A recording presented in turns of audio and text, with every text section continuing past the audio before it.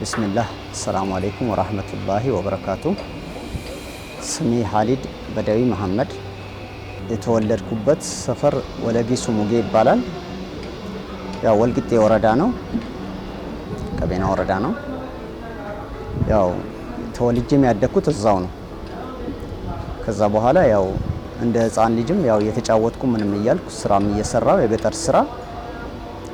ከዛ በኋላ ያው እድሜ ለትምህርት ሲደርስ ወደ ትምህርት ቤት ገብቻለሁ። 6ኛ ክፍል ጨርሼ 7ኛ ክፍል አንደኛ ሴሚስተር ያው አቋርጬ ወደ አዲስ አበባ ነው የገባሁት። ምክንያቱ በቃ ገጠር መኖር አልፈልግም በሚል ያው ገጠሩ ስለማልፈልግ ከተማ መግባት አለብኝ በሚል ያው እዛን የተወለዱ ልጆች እዛን ጊዜ ወደ ከተማ ስለሚሄዱ ያንን በማየት በቃ በዛ ነው ወደ ከተማ ወደ አዲስ አበባ ያቀናሁኝ ማለት ነው። ትምህርቴን አቋርጬ አንደኛ ሴሚስተር ከጨረስኩ በኋላ ወደ አዲስ አበባ ገባሁኝ። ከዛ 3 አመት ከምናምን ካለፈ በኋላ ቀጥታ ደግሞ ወደ ውጭ ሀገር ደግሞ ሳዑዲ አረቢያ ኡምራ የሚሉት እንትን ስለነበረ በዛ ወደዛ ፕሮሰስ ጀመርኩኝና 97 መጨረሻ ወደ 98 ሊገባ አካባቢ ነው የመጨረሻው ኡምራ። ያው እዛ ከሄን በኋላ ያው 2 አመት ከምናምን ከቆየው በኋላ 2 አመት ተኩል ከቆየው በኋላ ሪያድ ነበርኩኝ። ሪያድ ተያዝኩኝ ለስራ ስወጣ ጠዋቱ ተይዤ ወደ ሀገር ተላኩኝ ማለት ነው። በዛን ሰዓት በቃ እኔ ቀጥታ መጣሁኝ። ያው እስር ቤትም 1 ሳምንት ነው የታሰርኩኝ። ከዛ በኋላ ቀጥታ ወደ ቤተሰብ አልተመለስኩኝ። ያው ህጋዊ ሆነሽ ለመግባት እድሉ አልነበረም። የአይን ኢሻራ የሚል የአይን ኢሻራ ተጀምሮ ነበረ።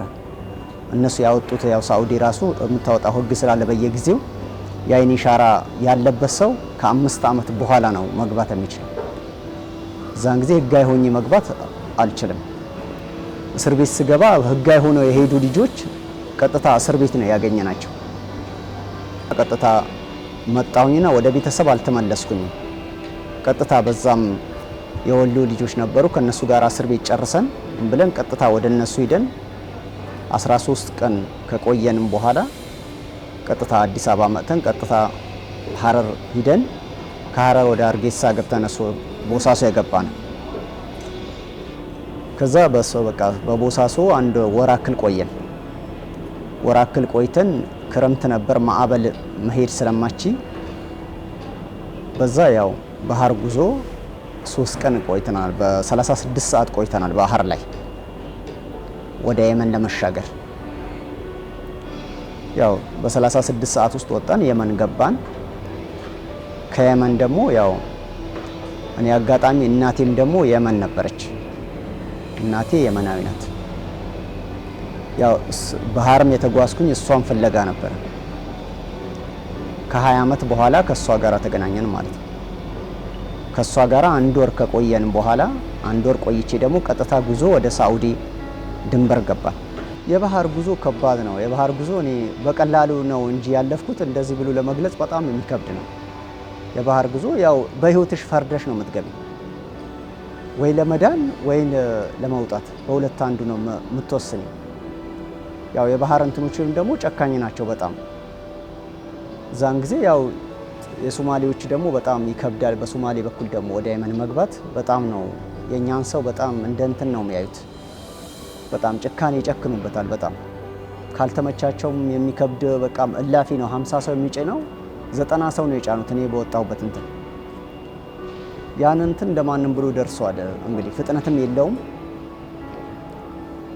በቃ ያው የሞተ ሰውም ነበር። እንግዲህ በጣም የተጎሳቀሉ ልጆች በጣም ነበሩ በባህር ላይ። ያው እኔም የመጀመሪያዬ ነው። ያው ስወርድም በጣም ስለመቱኝ በቃ እዚህ ጋር በጣም አብጦ ነበር። በጣም አብጦ መሄድም ራሱ 36 ሰዓት ባህር ላይ ስለነበር በቃ መሄድም አቅቶን ነበር።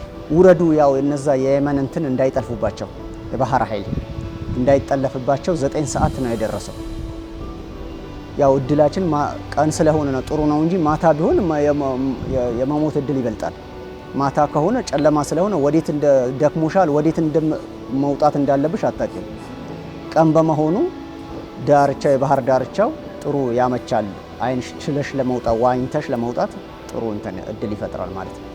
የመን ገባን። ቀጥታ ወረቀት ይለፍ ወረቀት ሰጡን።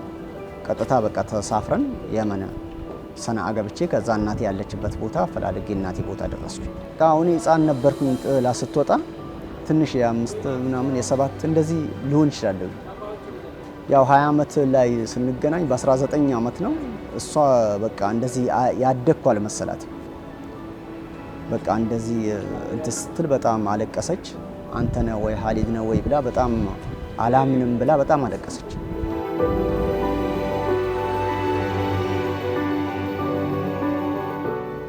ያው ከዛ በኋላ ያለው ነገር ያው እንግድነት ተቀበሉኝ። አጎቶቿ ወንድሞቿም ነበሩ። በቃ ከዛ በኋላ ያለው ወር ከሷ ጋራ ሙሉ ረመዳን ከሷ ጋራ ቆየ።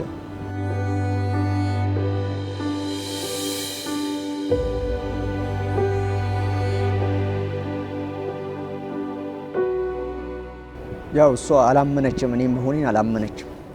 አለቀሰች በጣም። ያው እኔም ለጊዜው ምንም አልመሰለኝም። ያው ማለትም እንደ እናትም ሆናም ያው በችግር ነው የወጣችው። አባቷ የመኒ ነው። ትንሽኛ ከወለደችው አልተመቻችለትም ነገሮቹ። ወደ የአባቷ ሀገር ነው ያቀናችው። ያው ይሄን አድሬስ መዛን ጊዜ የደርግ ጊዜ ነው። ይሄን ስልክም አልነበረም። አድሬስም ይሄን አክል የተመቻቸ አድሬስም አስቀምጠው ምናምን ተለዋውጠው አልወጣችም። ያንን ነው እንትን ያለው። ከዛ በኋላ ያው ከ20 ዓመት ስንገናኝ አላመነችም። እኔ ያልመሰልኳትም ያው እንደ ጊዜው ማለቀሰ ያለ እናትና እዛን ጊዜ ያው ባህር ላይ ስወጣ ምን ስል ያው ትንሽ የሆነ ጭካኔ ነገር እንትን ምንም አልመሰለኝም ለጊዜው። ያው ቁጭ ብላም ስላላሳደገችኝ ምንም አልመሰለኝም። ያው እናትን ፍለጋ ነው በዛም መስዋዕትነት ልከፍል የቻልኩኝ። እሷን ብሞትም ብኖርም እሷን ማየት አለብኝ የሚለው በቃ ያንን እንትን ስላደረኩኝ ትንሽ እንትን ስረጋጋ ወር አክል እሷ ጋር ስቆይ በቃ ናፍቆቷ የበለጠ በጣም እንትን አለ። እሷም የእናትነት ፍቅር ያላትን ያው ስታሳየኝ ያው እዛ ለመቀመጥ ደግሞ ምቹ አይደለም። የመን እሷ ጋር ለመቀመጥ እሷ ጋር ልቀመጥ ፍላጎት አሳደረች። ባትርቅብኝ አለች። ሰነአ እሷ ያለችው ረዳ የሚባል ቦታ ነው። እኔ ደግሞ ቀጥታ ሰነአ ነው የምገባው። ሰነአ ከዛ በኋላ ሰነአ ገባው። በቃ ወር ስቆይ ተሰናብቻት 1 ወር ሙሉ ረመዳን ከሷ ጋር አሳለፍኩ። ሸዋል ላይ እንትን ሲል ቀጥታ ወደ ሰነአ እንትን ስል በጣም ስሜተኛ ሆነች።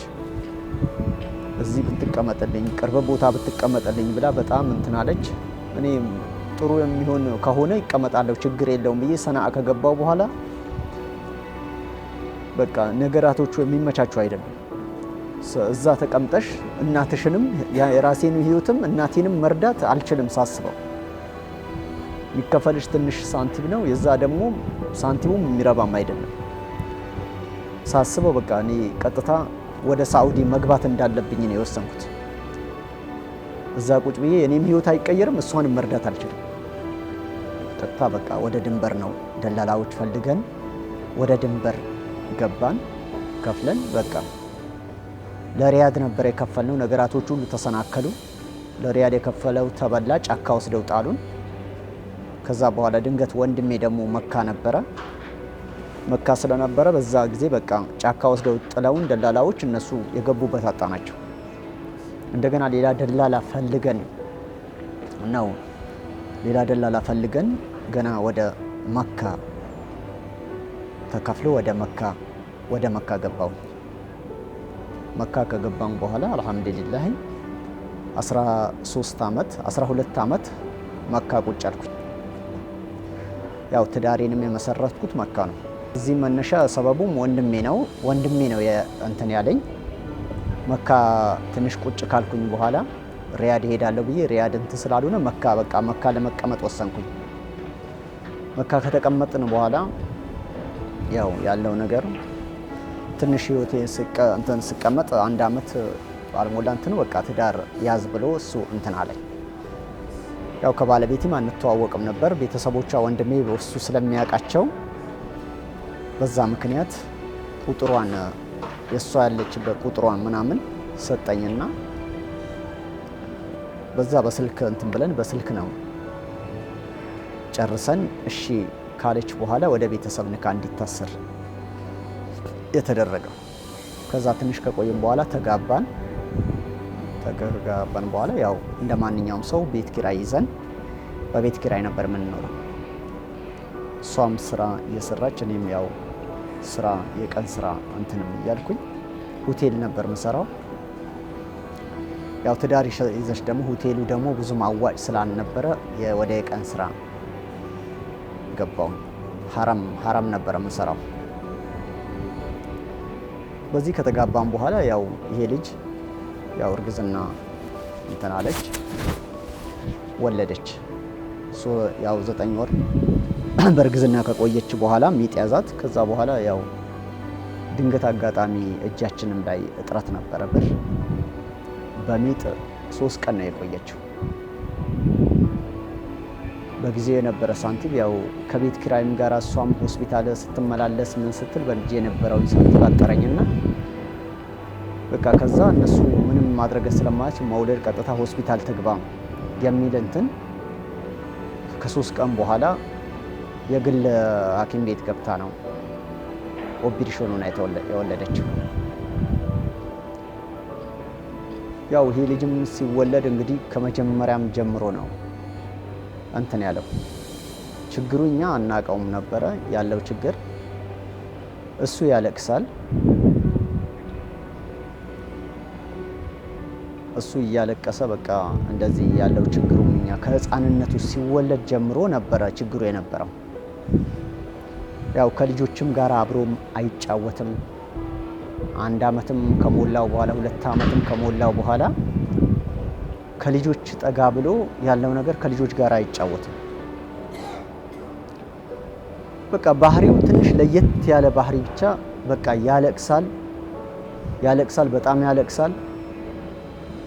እሷ ያው በአራስነት ሳጨርስ ነው እንደዚህ እንጀራም እየጋገረች ለሱቅ እያስረከበች በጣም እኔ ደግሞ ሆቴል በመሰራበት ጊዜ በጣም ነው ስመጣ በሆቴል ከስራ ስመጣ በጣም ያለቅሳል። በቃ እኔ መኝታ አላገኝም፣ ግራ ይገባናል። በቃ እኔ ምን እንደሆነ የመጀመሪያም ልጃችን ስለሆነ ምንም ነገር በቃ ምን እንደሆነ ማናቀው ያለቅሳል። ጡቶሎ ካልተሰጠው ጡጦም ቶሎ ካልተሰጠው በጣም ነው የሚያለቅሰው። እንደገና ደግሞ ከልጆች ደግሞ ለየት ያለ ባህሪ ነው ያለው። ለየት ያለ ባህሪ በቃ ከልጆችም ጋር አብሮ አይጫወትም። ከልጆችም ጋር በቃ አይጠጋም። ለብቻው ነው መጫወት የሚወደው። ድንገት አጋጣሚ ያው ሳውዲ ርብሻ እንትን ብሎ አበሻ ይውጣ በተባለ ሰዓት ድንገት አጋጣሚ በቃ እኛም ልብሳችን እቃችን ሰብስበን እንደዚህ ልንወጣ እንትን በተዘጋጀንበት ድንገት አጋጣሚ የሆነ ስራ መጥቶልን አንድ ቤት እንድንሰራ ሲደረግ በዛ ጊዜ በቃ ቤቱ የነበረበት ቤት ሲቀይር በጣም ተቀየረብን። በጣም ነው የተቀየረው። እዛን ጊዜ በቃ የምናረገው ነገር ነው ያጣነው። እሱን ምንለው ነገር በቃ ባህሪውን ከነበርንበት ቤት ሌላ ቤት አጋጣሚ ስራ ተገኝቶልን ሁለታችንም እናቱም እኔም አንድ ቤት ስራ አግኝተን አንድ ቤት ገባን። በቃ የገባንበት ቤት ባህሪው በነበረበት በጣም ነው ቀይር ያለ። ተቀይሮ ሲቀየርብን እኛ የምናረገው ነገር ነው ያጣነው እና ይሄ ቬንቲሌተር ምናምን ይዘጋብናል። ጩኸት አይፈልግም። ጆሮ ይዞ ይሮጣል። በቃ ጆሮ ይዞ ይሮጣል፣ ያለቅሳል። እኛ በዛን ሰዓት በቃ የምናረገው ነገር ግራ ነው የተጋባው። ድንገት አጋጣሚ አንድ የኛ እንትን ነበረች። እሷ እንደዚህ የሆነ ቦታ ስራ እየሰራች ደውላ እንዲህ አይነት ቦታ ብትወስደው የሆነ ሰው እያለ ጥሩ ሰው እያለ እንዲህ አይነት ቦታ ቁርአን ይቀራበታል፣ እብድም እንኳን የሆነ ይሻለዋል፣ እዛው ውሰደው፣ ቁርአን ሩቃ ይደረግበት ብላኝ በቃ እዛ መውሰድ ከጀመርኩት በኋላ ነው ልብስ ራሱ በቃ በትክክል አይለብስም። የሆነ ቦታም እንሄዳለን ካልን ልብስ መልበስ በቃ እሺ አይልም፣ ያለቅሳል። በቃ ከቤትም መውጣት አይፈልግም ጭራሽ። በቃ ያን ሰውዬ ጋር ሩቃ የተደረገለት ቁርአን እየተቀራለት ያው እሱም ከልጅነቱ እኛም ያለው ነገር እኛ መጀመሪያም የቁርአን እንዲህ እንዲል እኛ ምንም ያደረግንለት ነገር የለም። ቁርአን ፊደላቶችን ተጽፎለት በእንትን ተብሎ በግድግዳ ላይ ተለጥፎለታል። ያቺ ብቻ አሊፍ ባበል ያን ሁሩፉን እንዲያቀና በቃ ያችን እንትን እንደዋለን እሱም በትክክል አያየው። እናቷ በጣም ምርጥ ባለቤት ነች። ምርጥ ባለቤቴ ናት። ባለቤቴ የእሱ እናት በጣም ምርጥ ናት። የእሷ እኔ እንደዚህ ተናግሬ የመጨረሻው ነገር አይደለም። በጣም በሱ ነገር በጣም እሷም ተሰቃይታለች። በጣም ነው የተጎዳችው። ያው እንቅልፍ የላትም። እሷ ካልተኛች አይተኛም እሱ። እሷ ስተኛ ብቻ ነው እንቅልፍ የሚተኛው። እሷ ካልተኛች አይተኛም። በቃ በራሱ ፈልጎ እንደዚህ እንቅልፍ አሸንፎት አይተኛም። ግዴታ እሷን ጠብቆ ነው የሚተኛው። እና አልহামዱሊላህ አላህ ደግሞ እሷን የሰጠኝ ደግሞ አልহামዱሊላህ በጣም አላህን ላመሰግነው ይገባል። በጣም ነው የእሷ እንትን እኔ እንደዚህ አውርቼ የመጨረሰው ነገር አይደለም። በሱ የመጣ ብዙ ተጎድታለች። አለ እንቅልፍ ታድራለች። ከሱ ጋር ትጫጫሃለች። እኔ ስጋቴ ራሱ ከሱ ህመም የእሷን መጫጫህ ነው በጣም ያሰጋኝ። ለምን እኔ ራሴ ይቆጣታለሁ።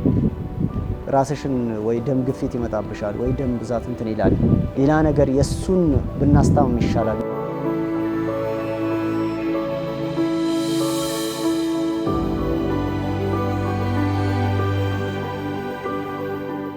እና ወንድሙ ማሄር ነው።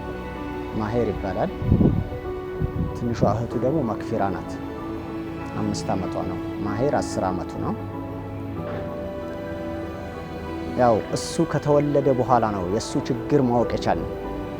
ማሄር ከተወለደ በኋላ ታናሽ ወንድሙ ሲወለድ ነው የሱ ችግሩ። ያው ቁርአን ቤት እየወሰነው ቢሆንም መረጋጋት አይችልም ነበር።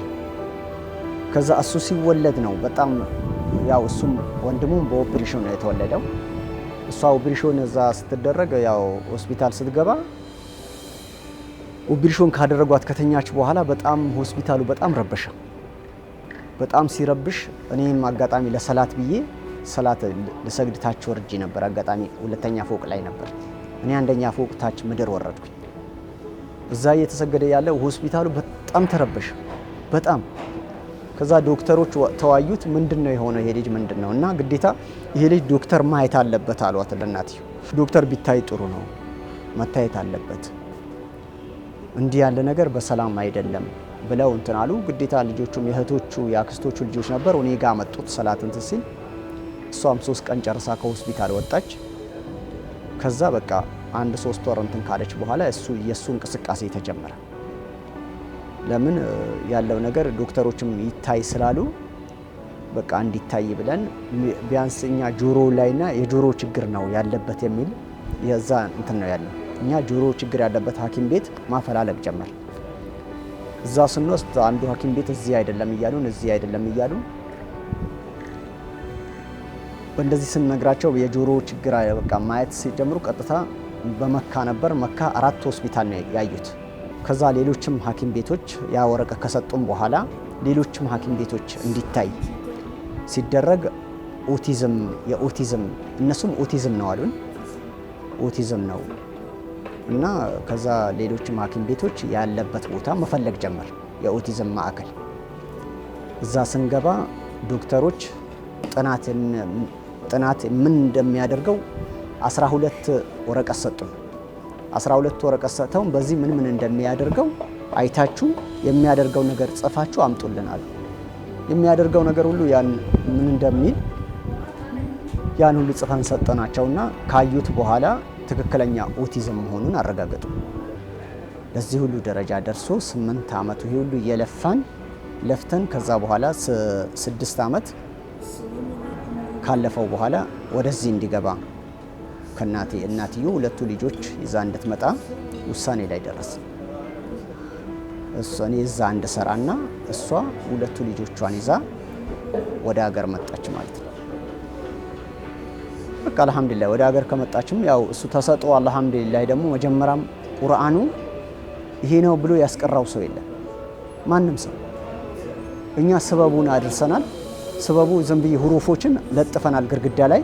እነሱን ያያለ ትክክልም አያያቸው ይሮጣል ምን ይላል ስለሚሮጥ ምን ስለሚል ትክክልም አይቶት በጭንቅላቱ ይቀርጻል ብለሽም አታስቢም አንቺ። ቢስሚላሂር አሊፍ ላም ራ كتاب حكمت آياته ثم فصلت من لدن حكم خبير ألا تعبدوا إلا الله إنني لكم منه نذير وبشير وأن استغفروا ربكم ثم توبوا إليه يمتعكم متاعا حسنا إلى أجل مسمى وآتوا كل ذي فضله وإن تولوا فإني أخاف عليكم عذاب من كبير إلى الله مرجعكم وهو على كل شيء قدير ألا إنهم يتلون صدورهم ليستخفوا منه ألا حين يستغشون ثيابهم ما يسرون وما يعلنون إنه عليم بذات الصدور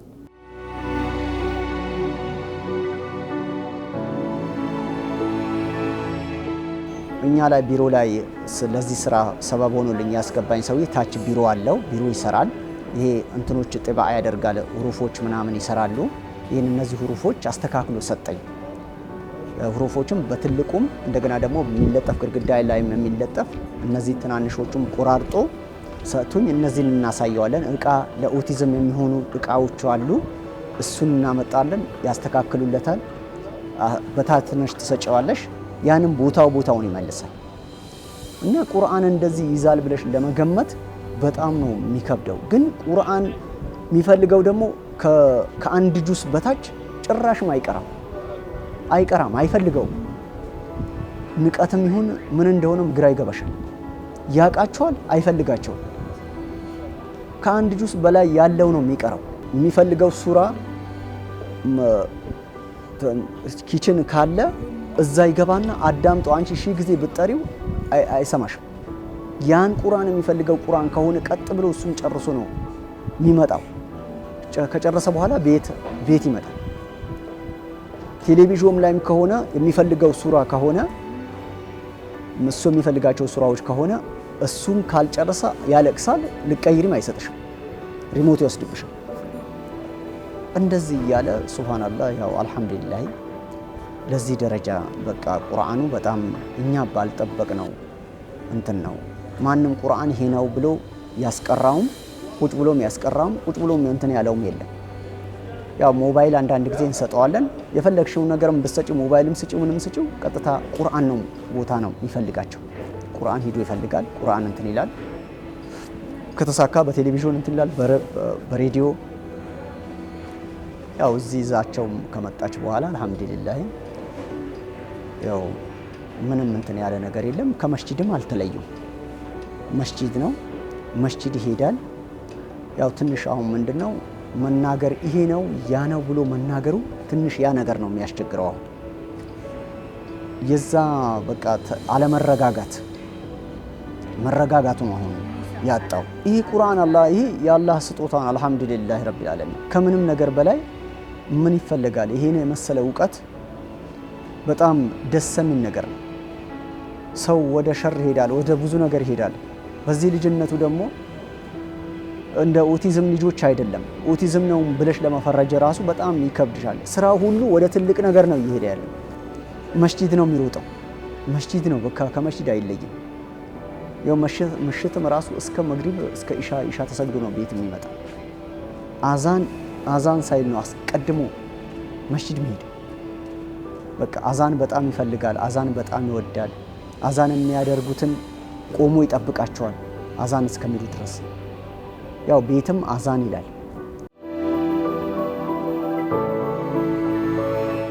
እኔ ጥሩ ነገር ነው የምመኝለት፣ ለሱ ጥሩ ነገር ነው የምመኝለት። አሁን የሱ ህይወት እንደዚህ ተስተካክሎ ተረጋግቶ እንዲህ ህይወቱ በቁርአን ሀያት የሚፈልገው ደረጃ ላይ ብናደርሰው እንደዚህም እየታገልኩኝ በጣም ደስ ባለኝ ነበር።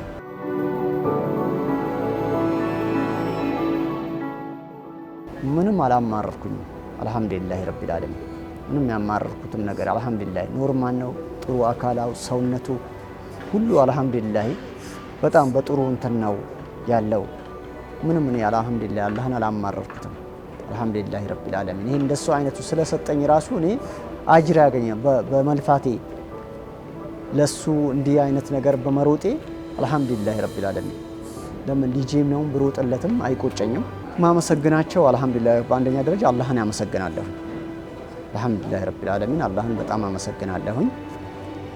ለኔ የተባበሩኝም በዚህ አሁን ውጪ ሀገርም በነበሩ ጊዜ ወንድሜንም በዚህ አሁን በዛ በሚያስፈራ ፍተሻ በጣም ከጅዳ ወደ መካ ሲያመላልሰን እንትን እምለው እሱንም ያመሰግነዋለሁ ወንድሜን። አንድም ዘመድ ሙባሪክ በድሮ የሚባል አለ። እሱንም እንዲህ ለፍቷል ከኛ ጋራ በጣም እሱም በጣም ነው የማመሰግነው። ለዚህ ደረጃ እንደንበቃ ስራ አስገብቶ ለዚህ ደረጃ ቤተሰቤን ሰብስቤ ልኖር ያደረገኝ ካላህ ጋራ እሱ ነው እና እሱንም በጣም ያመሰግነዋለሁ። ያው እናንተንም በጣም እናመሰግናለን። ለዚህ ሚዲያ ልትቀርጹ ለቀረጻ ለዚህ ደረጃ ለሚዲያ ለመታየት ለተጋበዝኩት እንትን በጣም እናንተንም በጣም ምስጋና ለምስጋና አቀርባለሁ ካላህ ጋር። ዶክተር ሀዲያንም በጣም ነው ማመሰግናት። ለዚህ ሰበቡም የሆነችን ዶክተር ሀዲያ ናት። አጋጣሚ ይሄንን በጣም ከአቅሜ በላይ ሆኖ ህክምናውን እንትን ብላ ያው ባለቤቴ ናት የሷ ቁጥር ያስተላለፈችልኝ። ያው በዛ ደውዬ ነው ያገኘኋት። አጋጣሚ ሮዝመሪ ክሊኒክን በጣም ነው የምናመሰግነው። ዶክተር ሀዲያ በጣም ነው የምናመሰግናት። የዚህ ተሰጥኦ አለው ስንላት ነው በጣም እሷም ተገርማ እና እስኪ ሚዲያዎችን እናፈላልጋለን የዚህ ተሰጥኦ ያለው ከሆነ ሚዲያዎችን እናፈላልግልሃለን እስኪ አንተ ፍቃደኛ ከሆንክ ብላ ለዚህ እንትን ትብብር ላይ ትልቅ ደረጃ እንትን ያደረገችኝ እሷ ናት። እሷንም በጣም አመሰግናታለሁ። እናንተም እሺ ብላችሁ ስለተቀበላችሁና ስለጋበዛችሁን በአላህ ስም በጣም ነው የምናመሰግናችሁ።